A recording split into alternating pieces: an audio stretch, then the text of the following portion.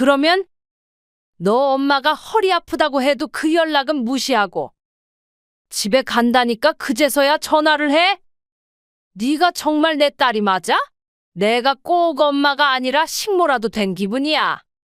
엄마의 말로 정말 내 친엄마 맞아? 딸 도와주는 게 그렇게 싫어? 거짓말한 거는 미안해. 근데 그냥 엄마 서운할까봐 선의의 거짓말을 한 거지. 그렇다고 그렇게 애들 버리고 집에 가버리겠다고 하는 게 어딨어. 그러면 우리 애들은 어떡하고? 또 이제는 나 어떡하라고? 임신 초기라서 한창 조심해야 할 시기인데 엄마가 계속 있어줘야 할 거 아니야. 그리고 애 낳고 나선 나 혼자 어떡하라고? 엄마가 분명히 며칠만 더 있다가 가겠다고 했고 셋째 때는 조리 못 해준다고 했잖냐. 그것도 그래. 엄마한테 너무 서운해. 다른 엄마들은 딸네 집에 매일 들락날락 거리면서 이것저것 못 도와줘서 난린데. 엄마는 다른 집처럼 사위가 불편하게 하는 것도 아니고 편히 여기에 살면서 살림하잖아. 뭐가 문제야? 딸 좀 도와주는 게 그렇게 힘들어? 엄마는 너 사랑하는 마음에 너 고생하는 거 보고 싶지 않아서 엄마 몸이 부서져도 너 도우려고 지금까지 너희 집에 있었던 거야. 아무리 아파도 힘들어도 너 낳았을 때 엄마도 네 할머니한테 도움 많이 받았어? 그래서 고마운 마음이 너무 컸다. 너도 그런 엄마의 사랑을 느꼈으면 하는 마음에 엄마도 버틴 거야. 힘들어도. 그런데 너는 엄마가 널 위해 아무것도 안 해준 것처럼 얘기하니? 오늘 이야기 속 주인공은 72세 염현실 씨입니다. 그리고 염 씨의 딸 40세 박연수. 염 씨는 하나밖에 없는 딸 때문에 웃고 울었던 지난 날들을 떠올렸습니다. 딸은 염 씨를 세상 가장 행복한 사람이 되게 해주기도 했고 어느 땐 세상에서 가장 불행한 사람으로 만들기도 했습니다. 자신이 딸을 너무 사랑해서 그런 것이라 생각해왔었지만 염 씨는 이제서야 깨달았습니다. 시집가서 애도 낳고 잘 살고 있는 딸을 아직도 자신의 품 안에 있는 자식이라고 생각했던 것이 잘못이었습니다. 염 씨는 30살에 남편과 결혼했고 딸 연수를 낳자마자 남편은 세상을 떠났습니다. 여자 혼자의 몸으로 돈 벌며 딸을 키우는 것이 어디 쉬웠을까요? 글 몇 줄로 다 표현하지 못할 만큼 고되고 험난한 삶이었습니다. 그나마 염 씨는 친정엄마라도 있어서 조금이라도 도움을 받으며 살아갈 수 있었죠. 그래도 끝까지 고생만 한 것은 아니었습니다. 딸이 중학교에 올라갈 무렵에는 좋은 기회가 생겨 동네에서 작게 식당을 차릴 수 있었습니다. 그러다 세월이 흘러 식당을 좀 더 넓혀 살림도 따라 피게 되었죠. 큰 식당은 아니었지만 딸과 단둘이 먹고 살 만큼은 됐습니다. 덕분에 어렸던 딸은 고생하지 않고 컸고 대학도 나와 취직도 하고 결혼도 해서 잘 살고 있었습니다. 엄마, 나 좀 도와줘. 오후에 딸에게서 전화가 왔습니다. 오늘 남편이 시댁에서 김치 얻어오기로 했거든. 근데 김치 냉장고가 꽉 차서 근데 무슨 도움이 필요해? 내 배가 일하기 불편하네. 딸의 뱃속엔 둘째 손주가 들어 있었습니다.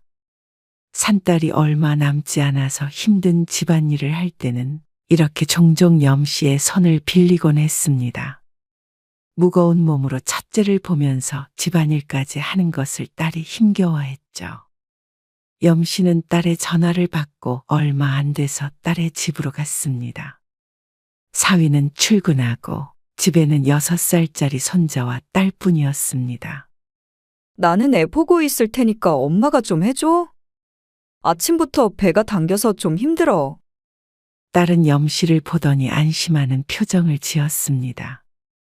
만삭의 몸으로 애보랴 집안일하랴 힘들었는지 얼굴이 많이 상해 있긴 했습니다. 너는 김치를 왜 하나도 안 먹고 일해놨어? 그리고 이것들은 다 썩었네. 아이고, 내가 미쳐. 몸이 무거워서 그렇지. 김치 냉장고를 열어보니 김치통들이 오래된 김치며 과일, 야채로 가득 차 있었습니다. 축축하게 젖은 검은 비닐봉지를 집어들었더니 물이 뚝뚝 떨어졌습니다. 봉지를 열어보니 썩어서 물이 된 양파와 토마토가 들어 있었습니다. 아니, 이럴 거면 냉장고에는 뭐하러 넣어놓는 거야?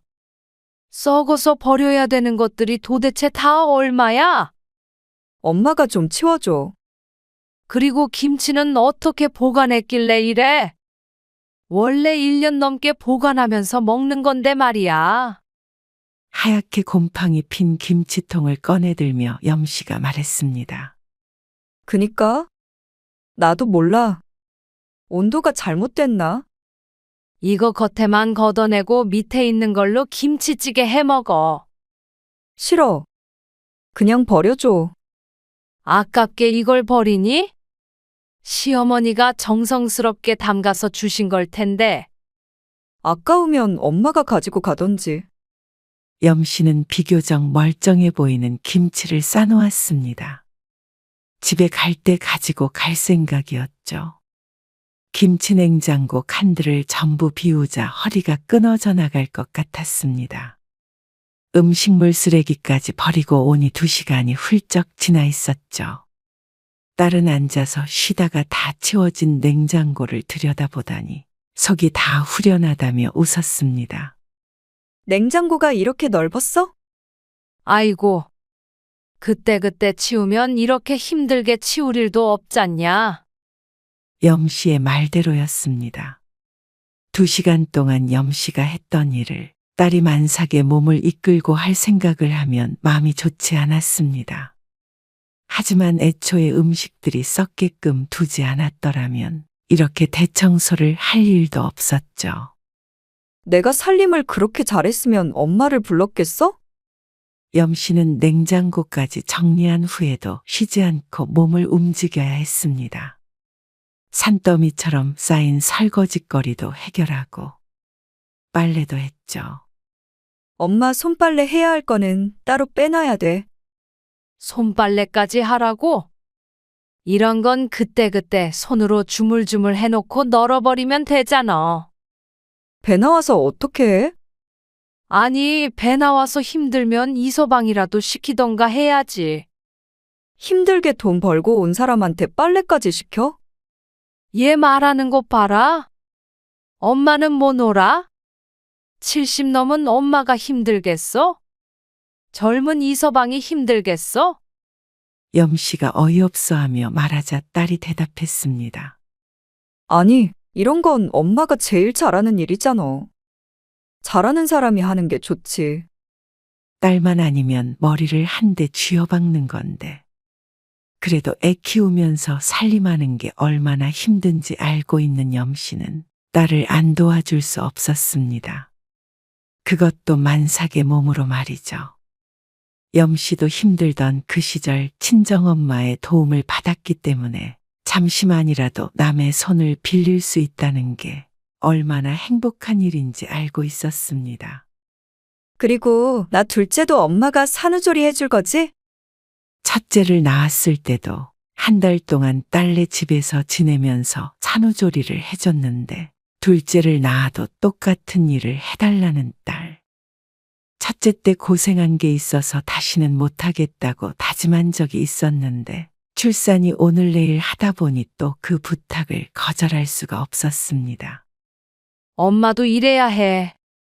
식당에 직원 있잖아. 아직까지 식당을 운영하고 있는 염씨였습니다. 직원이 있어 다른 일보다 시간적으로 여유가 있기는 했지만 또다시 1달 동안 일해서 손을 놓고 있을 수만은 없었습니다. 첫째 때 산후조리할 때도 일주일간 왔다 갔다 하다가 도저히 힘들어 나머지 2주간은 식당 문을 닫아야 했습니다. 네가 월급 줄래? 엄마는 정없이 무슨 돈이야? 산후조리 하는 게 쉬운 줄 아니? 엄마 그 돈 있었으면 사람을 불렀겠지. 우리 사이에 무슨 돈을 달래? 엄마가 당연히 해줄 수도 있는 거지. 정말로 돈을 바라고 한 말은 아니었지만 말이라도 고맙다, 돈은 못 챙겨줘서 미안하다고 했다면 서운하지는 않았을 것입니다. 하지만 딸 가진 게 죄죠. 알았다, 알았어. 그리고 한 달 뒤에 딸은 천사 같은 남자아이를 낳았습니다. 딸은 산후조리원에 있다가 얼마 안 있어 집으로 돌아왔죠. 임씨는 딸이 돌아온 다음 날부터 몸조리를 해주기 위해 딸의 집에 머물렀습니다. 얘는 왜 밤에는 잠을 안 자는 거야? 그날부터 염씨의 힘겨운 하루가 시작됐습니다. 첫째는 벌써 6살이라 첫째 때 얼마나 힘들었는지 기억이 나지 않았었나 봅니다. 아이는 밤새 울어제꼈고 아이를 돌보면서 딸 몸에 좋은 음식도 해주고 집안일도 하고 몸이 10개라도 부족했습니다. 엄마, 내일 하준이 소풍 가는 거 알지? 또? 아이고, 무슨 유치원생이 매일 소풍을 가? 염씨는 딸 몸조리만 해주면 되는 게 아니라 첫째, 둘째 육아까지 도맡아야 했습니다. 그리고 주말에는 시어머니 오신대. 그래? 그럼 엄마는 집에 가 있을까? 염씨가 반색하며 물어보자 딸이 고개를 저었습니다. 엄마가 가면 어떡해? 엄마가 안 가고 뭐 하라고 그럼? 시어머니 식사라도 하고 가시게 되면 그걸 나보고 차리라고? 이 몸으로 내가 할 순 없잖아. 네가 무슨 중환자라도 되니? 그러자 딸이 서운하다는 듯이 말했습니다.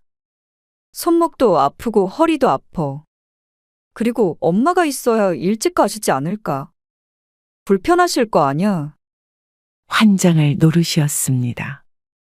아직 몸조리해준 기간은 얼마 되지도 않아 약속된 기간이 한참 남았는데 눈앞이 깜깜했습니다. 그리고 주말이 되었을 때였습니다.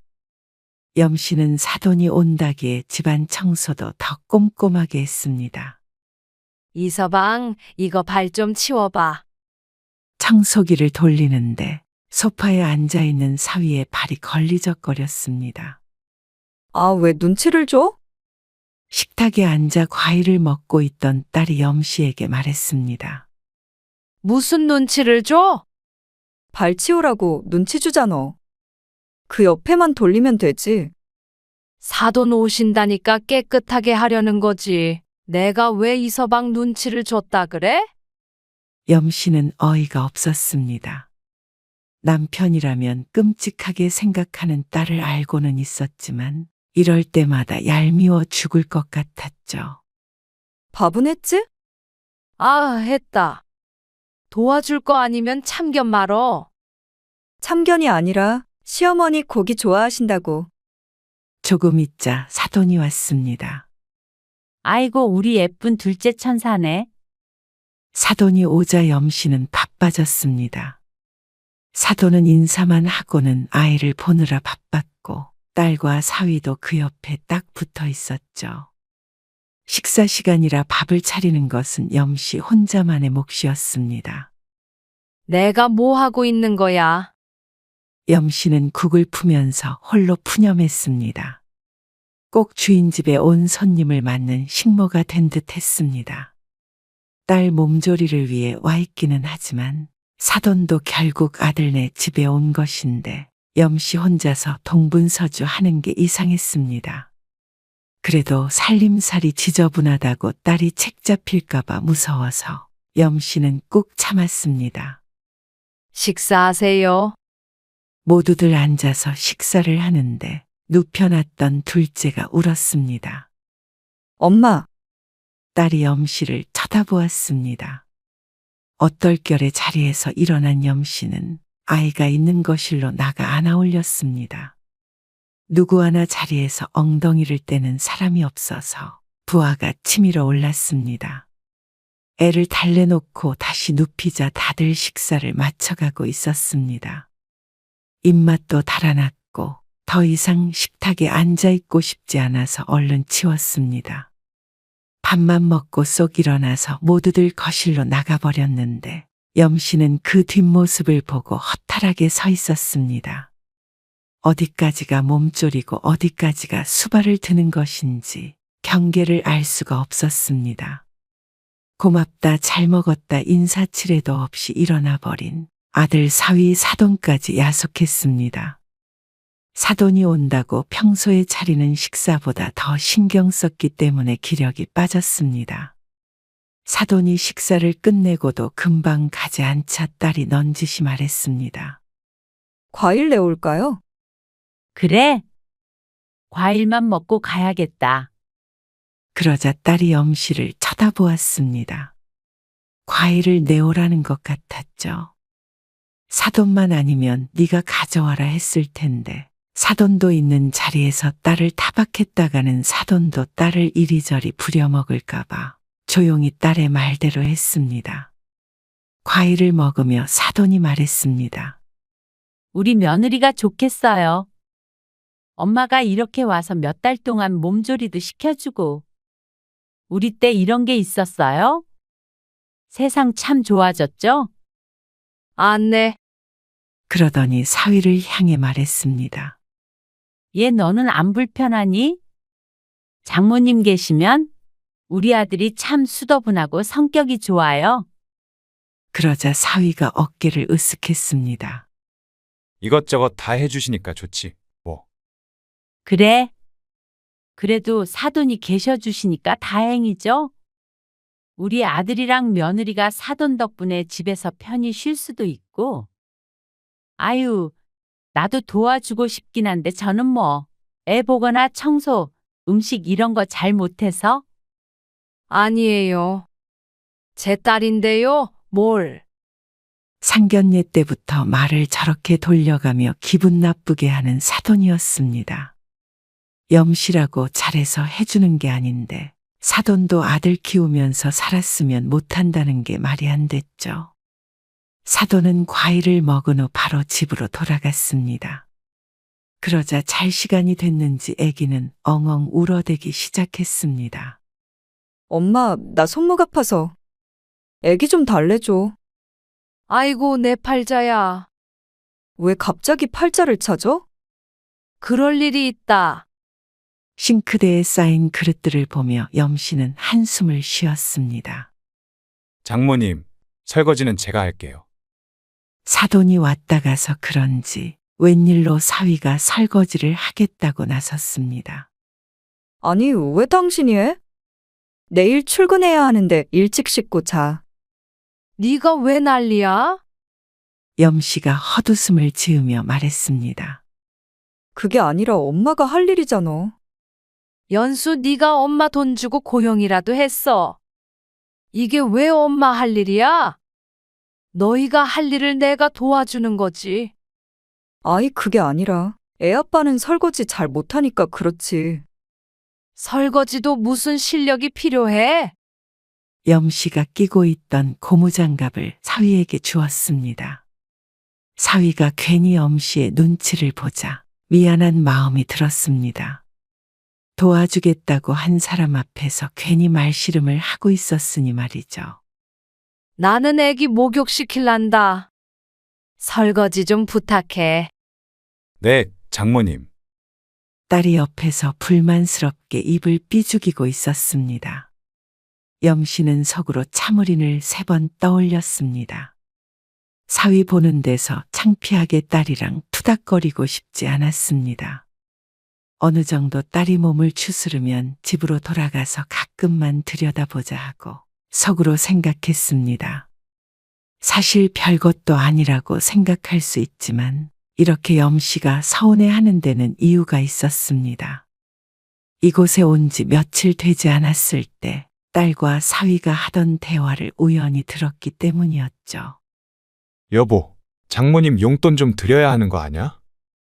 그래도 고생하시는데 오늘 회사에서 그러는데 이렇게 부모님이 몸조리 해주시면 사람 쓰는 정도 비용은 드려야 된다던데. 엄마가 무슨 고생을 해? 고생은 혼자 돈 버는 당신이 하지. 우리 엄마는 평생 살림 만한 사람인데 뭐. 애 보는 건 나도 있으니까 보기에 별로 힘들지는 않겠지.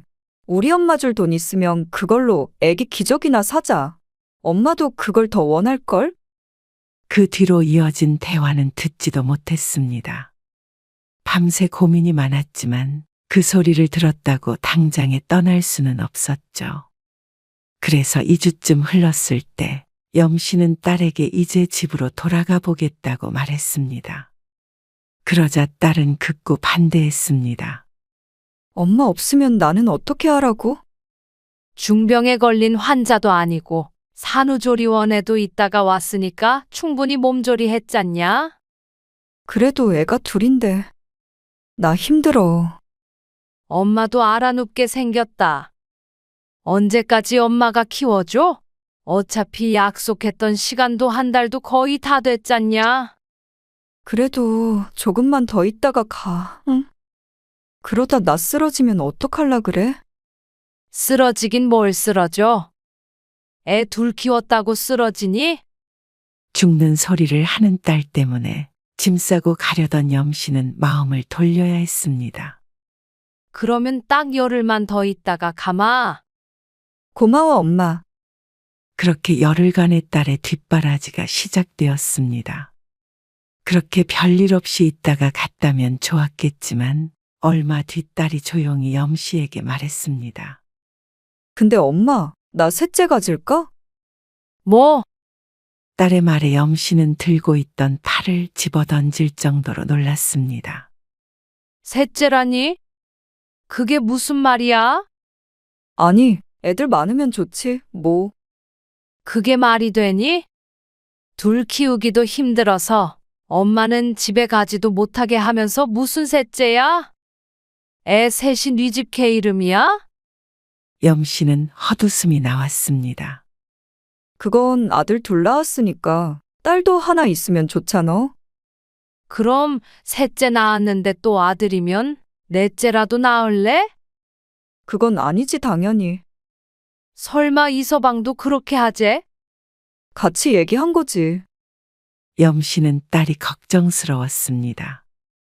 그래도 그렇지. 엄마는 좀 그렇다. 애 키우려면 돈도 많이 들고 너 다시 일 안 할 거야? 그러자 딸이 말문이 막힌 듯 대답 없이 쳐다만 보았습니다. 너도 곧 있으면 돈 벌기 시작해야 할 거 아냐. 이서방 혼자 돈 벌어서 어떻게 먹고 살아? 요즘 세상에. 그러자 딸이 서운해하며 대답했습니다. 엄마가 도와주면 되지. 지금처럼. 염씨는 지끈대는 머리를 부여잡았습니다.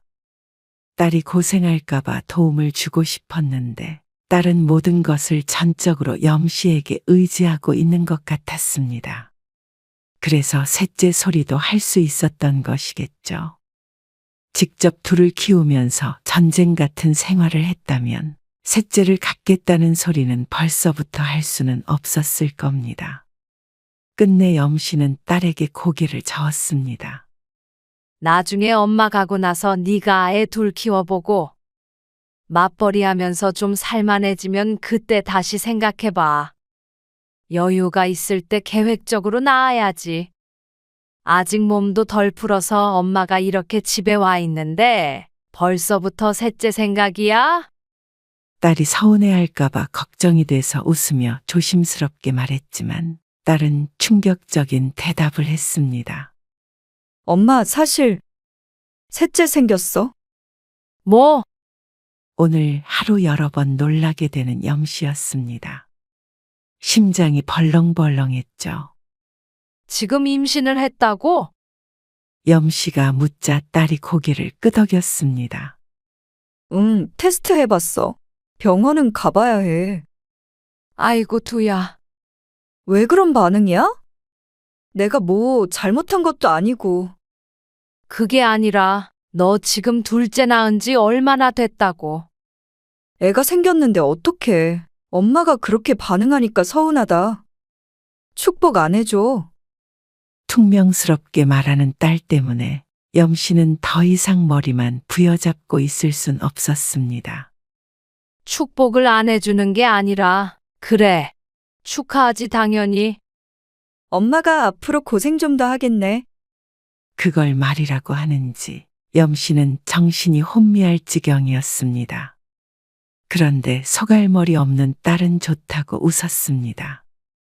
근데 엄마 요즘 허리가 아파서 병원 다녀야 하는데 너 셋째 낳으면 이렇게는 못 봐줘.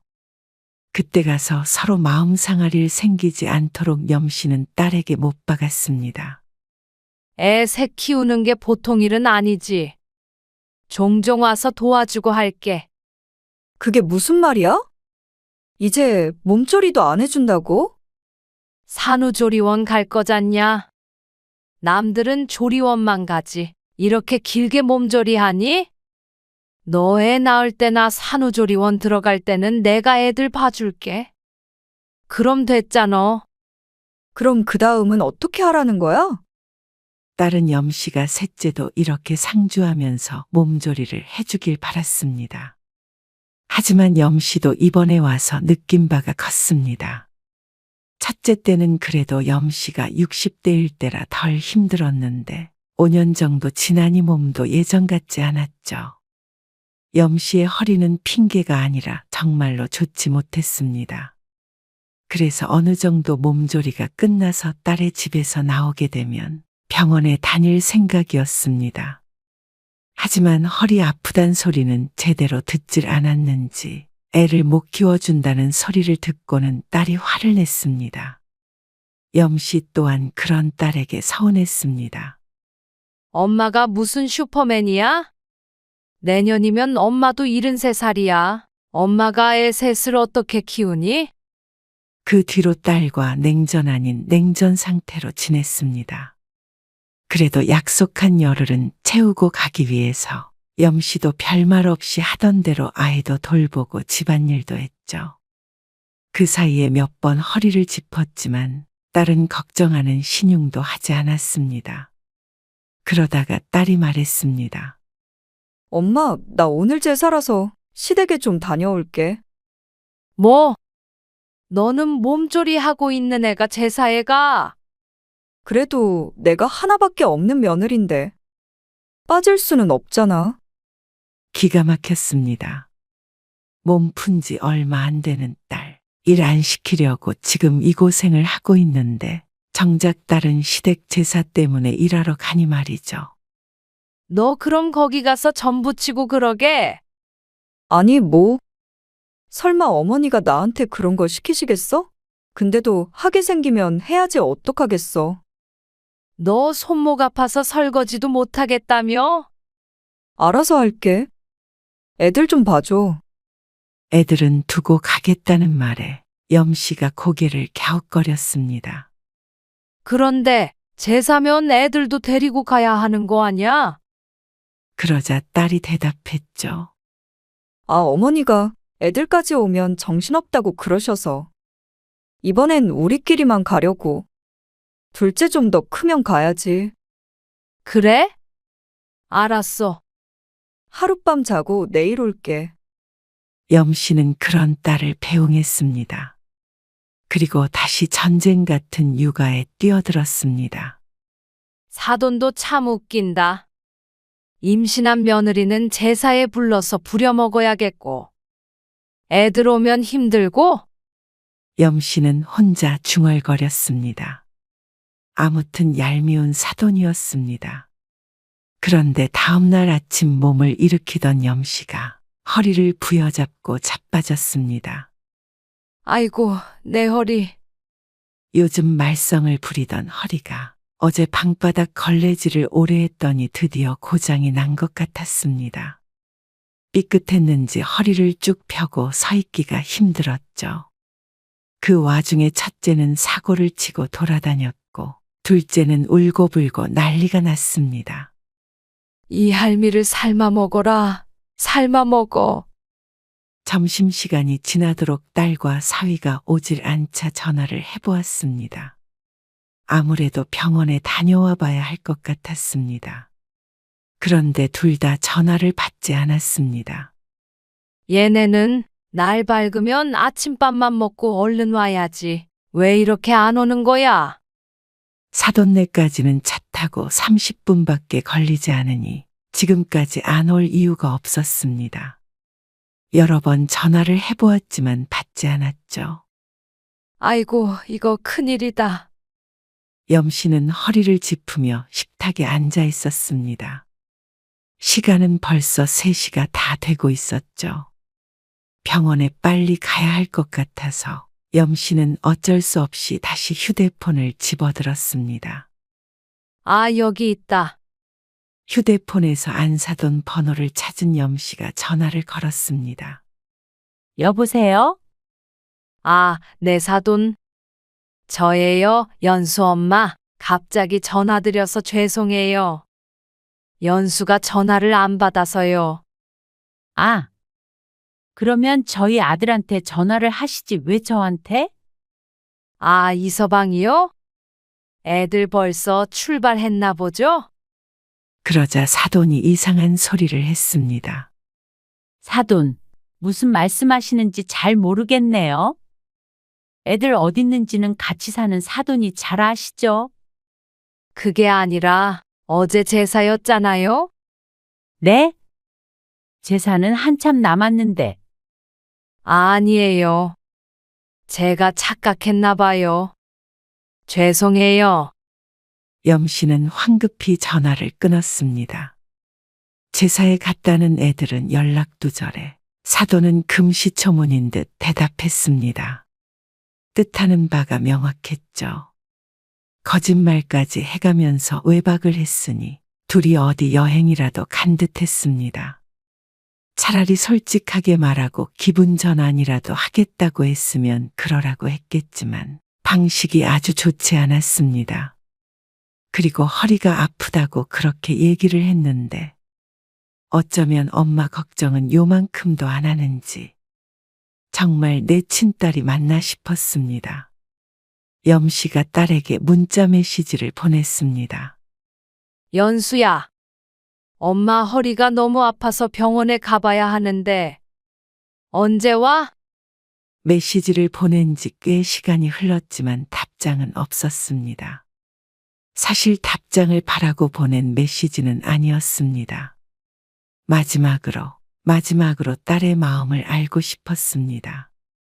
정말로 자신은 저 대신 뒷바라지만 해주는 사람이었는지, 눈곱만큼이라도 딸이 지 엄마 걱정은 하는지, 마음을 굳힌 염씨가 다시 문자 메시지를 보냈습니다.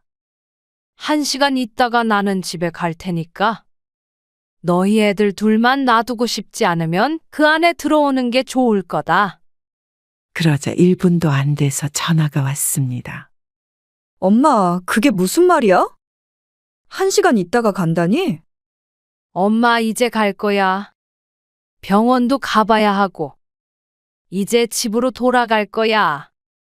아주 돌아간다는 말이야? 그래. 갑자기 왜 그래? 제사 때문에 잠깐만 봐달라고 한 거잖아. 설마 그거 봐줬다고 이러는 거야? 염씨는 실소가 나왔습니다. 제사 같은 소리 한다. 염씨의 반응에 딸이 당황해서 대답했습니다. 엄마 너무하는 거 아니야? 너무하는 건 너지. 다 알고 연락한 거야. 55분 남았으니까 알아서 해. 엄마는 1분도 더 못 기다려줘. 바로 나갈 테니까. 그러자 딸이 다급하게 말했습니다. 엄마! 나 돌아가려면 1시간 반 걸려. 어디 멀리 좋은 데라도 간 듯했습니다.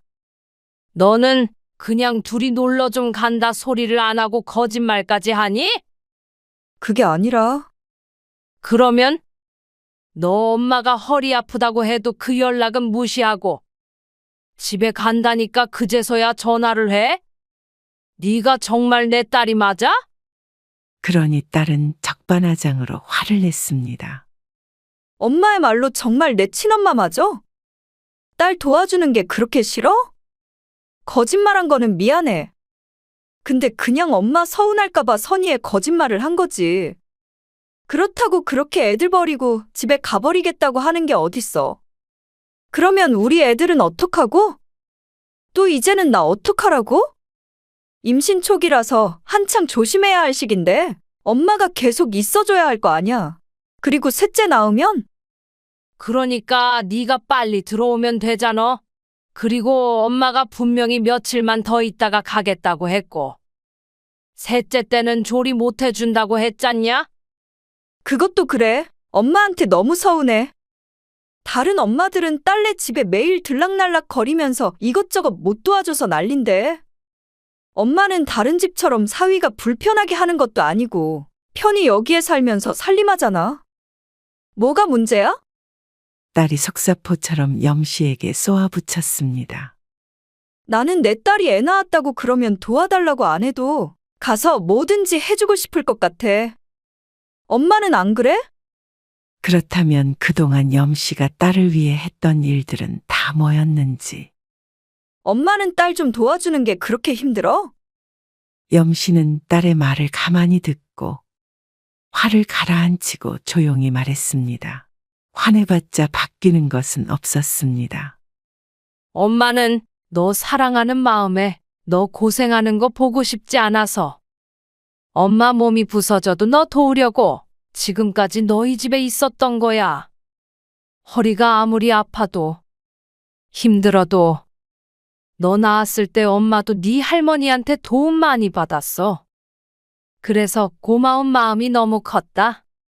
너도 그런 엄마의 사랑을 느꼈으면 하는 마음에 엄마도 버틴 거야. 힘들어도. 그런데 너는 엄마가 널 위해 아무것도 안 해준 것처럼 얘기하니? 날 위한다는 사람이 애들 놓고 집에 가버린다 그래? 그래. 이제 엄마도 너만을 위한 삶 그만 살려고 해. 너 애기 낳아도 직장에 다시 나가도 집안일 힘들다고 우는 소리 해도 엄마는 이제 안 와. 진심 아니지? 진심이야. 나도 내 몸 챙겨가면서 그렇게 살래. 우리 집에서는 그렇게 못해? 너 한 번이라도 네가 애 볼 테니까 병원 다녀와 보란 소리 한 적 있니? 그러자 딸은 대답하지 못했습니다. 엄마 장난하는 거 아니고 너 그렇게 엄마 없으면 아무것도 못하는 거. 정말 못하는 게 아니라 내가 다 해줘서인 것 같아. 엄마 죽으면 설거지도 못하고 살래?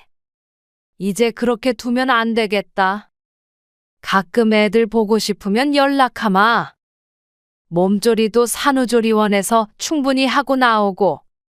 알아서 잘해봐. 건강 잘 챙기고. 염씨는 짐을 다 챙겨두었다가 딸이 집에 도착하자마자 나와버렸습니다. 딸이 무언가 말을 걸려고 했지만 지금은 별로 대화를 나누고 싶지 않았습니다. 나중에 시간이 좀 더 흘러보면 딸도 염씨의 마음을 이해하는 날이 오겠거니 생각했습니다. 70세가 넘어서야 처음으로 딸에게서 독립을 하게 되었습니다. 딸에겐 알아서 잘 살아보라고 했지만 정작 독립이 필요한 건 염씨였는지도 모릅니다. 완전히 헤어지는 것도 아닌데 꼭 연인과 이별한 듯한 기분이 들었습니다. 이것부터가 잘못된 것이었겠죠. 염씨는 애써 맘을 추스렸습니다.